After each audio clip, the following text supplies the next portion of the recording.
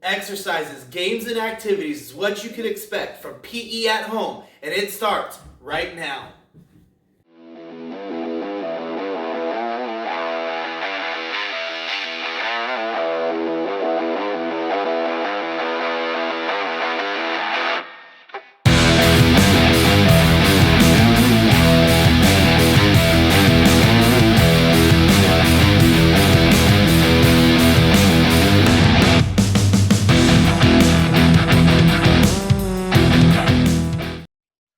Hello, everyone, and welcome to another episode of PE at Home. I'm your host, Coach Lockridge, and as you can see today, we're going to be doing something really different. I'm excited to announce that we're going to start the first episode of a PE at Home web show. And I'd love to get into our first guest right now.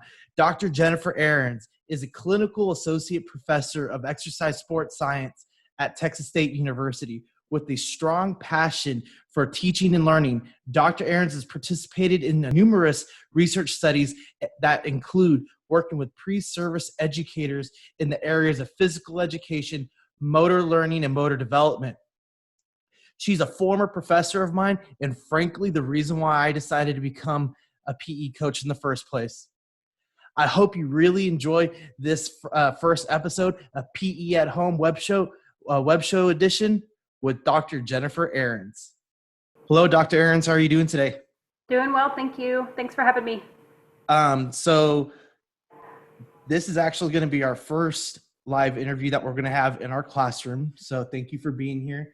Can you go ahead and tell everybody a little bit about what you do for Texas State in your research? Sure.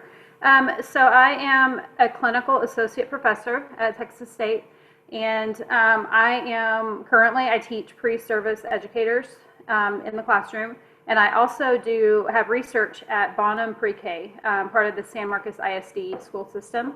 And so one of the things that I do that I really love is working on fine motor skills, and so helping those guys build fine motor skills and being able to take those from pre-K and then building on those for whenever they get to kindergarten and beyond. And so the research is working on fine motor skills into a mastery motivational climate, which I'll talk about in a little bit later. And so letting those little guys really work on those skills that are actually really hard at an early age. So, and I'm going to show you some really easy ideas that you can use while you're at home with your kids, or if you are watching this and you're one of those kiddos, that you can pull out some things and work on your fine motor skills. So how would you define fine motor skills? I know there's a slew of things that have to deal with fine motor skills, but very generally, how would you define that? So really fine motor skills are anything utilizing your small muscle. So your hands are fine motor skills, and even your feet. So when you're kicking a soccer ball and you put on those last little movements to get the soccer ball in the net, those are fine motor skills.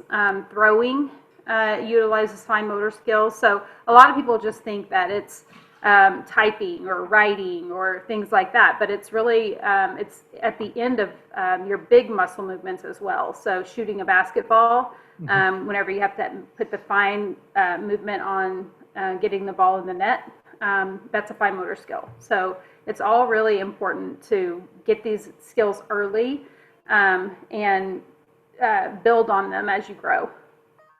Okay, and then you had mentioned about fine motor skills and for young students like pre-K, kinder. How important how much does that impact their development, not only physically, but also maybe emotionally or in the classroom or as they go along to their day-to-day? So that is a really good question. There is a lot of evidence out there that fine motor skills really build in the classroom as well. And so we have evidence showing that when kids are building fine motor skills, that it's the same neurons in the brain. And I know that's kind of heavy talk, but so whenever kids are writing letters or they're manipulating Play-Doh or doing these different things, that the same neurons are firing in the brain that help with math, that help with reading and literacy. So whenever kids are doing these things with their hands, they're also building that brain muscle, for lack of better words, that's going to help them later on with math and reading. So it is super important that kids are doing these things. And a lot of times you can make fine motor really fun for kids. And it can appear to be arts and crafts, and kids think that they're just making things for fun, but they really are setting themselves up academically for later on. Okay, and so I've done a lot of research on like BDNF in the brain and how aerobic exercise increases the BDNF and gets those neurons firing and actually acts like as a bridgeway. So how would you suggest students use like a PE class and then go into using fine motor skills? So, there's a lot of talk about crossing the midline. And so one of the things that I've really, with my own kids, I have a 5-year-old. And so he likes to, just like normal kids, likes to sit and watch TV and do those things. But the evidence suggests that whenever kids are in a classroom or they're in a stagnant type situation, certainly not in your PE classroom, Coach Lockridge. Yeah. But whenever they are in my class, if, for example, when I'm teaching my college kids, we do something called brain breaks, where I have my class of 55 students stand up, and we do things where they swing their arms and they cross the midline. So if the midline is here, I have them cross the midline with their arms. And so what that does is it gets the blood flowing to oxygenate the brain. And so that is really important whenever you are in a stagnant type area or way, I guess, for a certain amount of time. And so I have my son do that too. Whenever he's been watching TV or something, I'll have him stand up and cross the midline just to kind of get the blood flowing and getting ready to go. So I have a 2-year-old myself. He's about 2.5 now. What would you suggest to parents who have these younger, maybe not infants, but a little bit older toddlers, and different types of fine motor exercises that they can do to prepare them to get to pre-K? Mm-hmm. So, it differs for different ages. My expertise is with 4 and 5-year-olds. And so I pulled a couple of things that you can have at your home for 4 and 5-year-old kids. So like one of the things that I pulled is pasta noodles. And so pulling out some noodles, this is rigatoni. This is what I had in the cabinet. And so my son and I got some markers out and just put stripes on the noodles like that. And then just having them thread them, on a shoelace. And they can do this, and this would take them a while, to have them color the noodles and put them on the shoelace. And so both of these, because of the specificness of putting the color on, this is a really precise fine motor skill. And so doing this first and then going into the academic content that's sent by the teachers for whatever it is that they're doing, that's really building, getting them ready for the cognitive skill. And so that's just one of the things that you can do. I'm sure looking around, you can have them gluing cotton balls to a paper and making some sort of shape with it, coloring the cotton balls and making a soccer ball, the black and white combination. So something like that. For your 2.5-year-old, Play-Doh is something that, it gets overlooked, I think, putting Play-Doh in the Easter baskets coming up, because Play-Doh is something that kids never grow out of. I find myself, whenever I have kids playing with Play-Doh, I'll grab it and I'll play with it as well. And so it's non-toxic. And so I always have a kid stick some in their mouth, and the teacher will freak out. And I'm like, they're not going to die. It's fine. There's recipes for homemade Play-Doh. That's right. So you and your 2.5-year-old could make the homemade Play-Doh. It's a he? Yes. Okay. Yeah, let him play with it, make it with them, and let him play with it, and then if he puts it in his mouth, no big deal. It's funny that you mentioned that because I think it was two weekends ago we actually made the homemade Play-Doh, Uh-huh. and he's been asking for it, and we put it on a paper plate for him, and he'll start taking his fingers and he'll start rolling it, and he'll make a little like a ball, and Yeah, he watched us make like a snowman, so he'll start rolling it up in a ball and stacking it on top and stuff. that's It's how a it starts. Yeah. Yep. You had mentioned your pre-service educators. Hmm. So there will be a group of fifth graders who will hopefully watch this first episode here. But for students who are thinking about becoming teachers or even physical education teachers, what are some of the things that they could expect going into a university style class and the type of classes that they would have to take?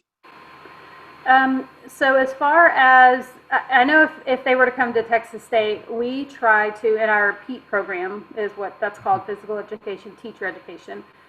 We try to make it service-based, and so getting our teachers out in the field, and so letting them see what they're going to be doing. And so like I take my students out into Bonham where I do my research, and we do lessons with the preschoolers, and then we have an elementary service learning class, and so we really try to get students out there. We have adapted, where students go out into the adapted world to see what that's like.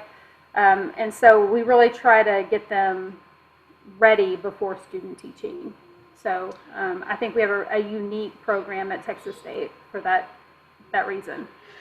You had mentioned the adapted class. So do you have any tips or activities that a parent could use who has a student with disability?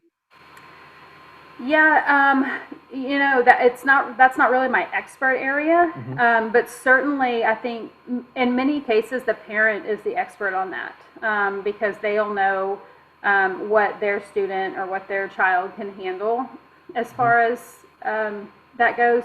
But certainly students that have disabilities need fine motor work as well. Right. And working with them with manipulatives. I worked at the autism camp last summer, and so fine motor was definitely one of the things that we worked on. But there's such a varying degree of disability, and so on what they can do and what they can't.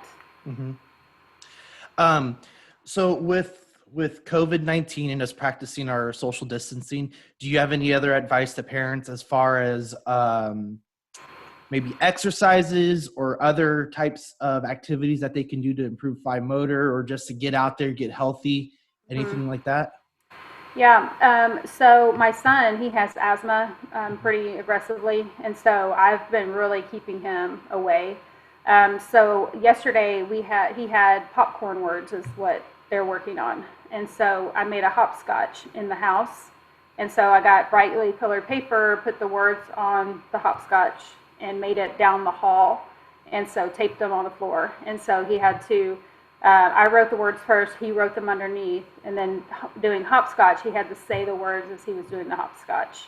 And then Mm-hmm. and then he had something and threw it on one of them, and then you know how it kind of goes that you miss Sure. the one where I had a butterfly, and he threw the butterfly on the word, and he had to miss the one, so kind of turned Yeah. it into a game.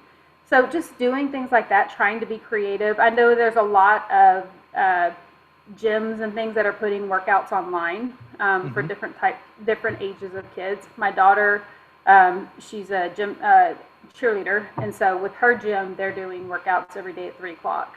So That's I awesome. think that there's different things that you can do. Sure. We do sidewalk chalk a lot, so I bought a big box of that, and we go outside and do sidewalk chalk. With all the rain, it'll wash it right off. You Yeah. never know from one day to the next. So you've mentioned some fun activities that they can do through our time of social distancing. Is there anything that you would have to tell to coaches who might be struggling doing videos, or even maybe those first year teachers who just got out of the university? They're Yeah. in they're in their first year of teaching, and then boom, COVID-19 hits, and now we're having to practice social distancing and do all these video conferences and lessons and stuff. Do you have any advice for those teachers as to what they could do or how it could help? I think what I'm seeing, especially with my daughter who's in the 7th grade, is being able to have a finished product to show. So, like having whenever they want something done, to be able to show like this is what I need done. And so that always helps to be able to demonstrate it, or be able to, because they'll assign something and then we're always wondering, well, is this exactly what they want, or what is it? So I think that would be very helpful to show, like a show and tell, like this is the process, or something a little more descriptive, because that's the issue. And last thing before we get out of here, is there anything that you would like to tell students, parents, other teachers about fine motor skills, about anything that they could do at home before we take off? Yeah, I mean, I think just in general that kids typically don't like fine motor, especially the younger the kids are, the more they don't like it. So like cutting with scissors in the 5-year-old range is really difficult. And it's just because it's hard to do. And so I think that if you can do something to make it fun for kids, and think creatively, Pinterest has so many ideas, and being at home with your kids now is such a unique experience. Yes, it is. I think a lot of people are looking at it negatively, like, oh man, I have my kids all day. But I think 2 or 3 years down the road, we're going to look back on this and think, wow, we really had this unique experience, to be able to be home with our kids. So I think if you just maybe think outside the box and think, what can I do with my kids in this time? And so look for things that are creative, that you can do that work on fine motor, because I promise you it will pay off. And there is so much evidence towards academic building in those core areas, math, literacy. You won't see it right off, but it is helping their little brains grow. That's awesome. Well, Dr. Ahrens, I appreciate you being on this first episode. If you'll just hang on 1 second, we'll get you off of here and then go on with our day. Thank you so much for having me. I really appreciate it. Yeah, thank you. Awesome. And this has been the first episode of PE at Home Webcast Edition. Thank you for joining us.